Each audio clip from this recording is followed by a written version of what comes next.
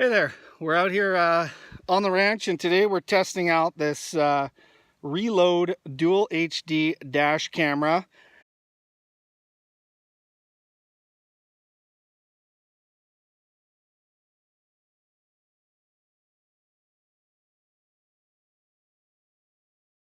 We've got it set up in a 1991 Suzuki Carry.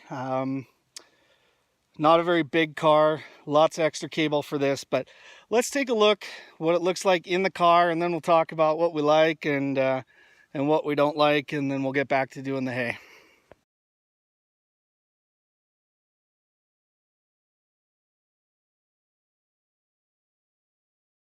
So we're looking inside the car right now. You'll see it's got a suction cup mount, so you can kind of position it wherever you like.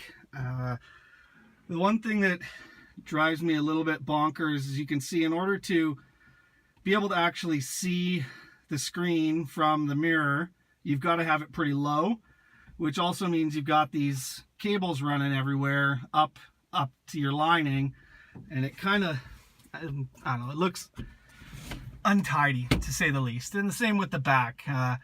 Depending on how far it is from your roof down to your back window, you're going to have cable exposed. Now in this, it's just a farm beater truck, so it doesn't really matter. If it was something in my daily driver, like our other in our Dodge, I wouldn't be very impressed with the cables everywhere. You can get much neater solutions. You can see the camera here in the back sits relatively nicely. It's got a little 3M tape to keep it there. You can adjust it up, down, whatever. If you're putting this in a pickup, you're gonna catch your tailgate, I'm pretty sure. I can see the back of this one, and you can see the tailgate is really, really low on these things. So it is probably gonna restrict your view somewhat. So we just went inside and took a look at some of the video. I was right. You definitely will in your pickup see the tailgate, depending on how high you can get it up. This tailgate is really low. It's only about 10 inches high. And you'll see in the sample video that you will actually be videoing it in the bottom of the screen. The other thing that I noticed now is when you're looking at the display in the truck, even though it's really small, there's a picture in picture mode. So you'll have the big picture at the front, you'll have a little of the rear in the corner, which is as it turns out absolutely pointless because you can't see it, it's too small. And when you get into the house, you get it on your computer, what you'll find is it actually records in two different videos. So it's separate in the video files, but together on the screen, but you can't see it on the screen. So there's really no point in picture-in-picture mode. I probably wouldn't tell my wife to run out and get one for her Jeep. And I wouldn't switch the one that's in my truck for this one. I'll just leave it in the, I'll just leave it in this little beast.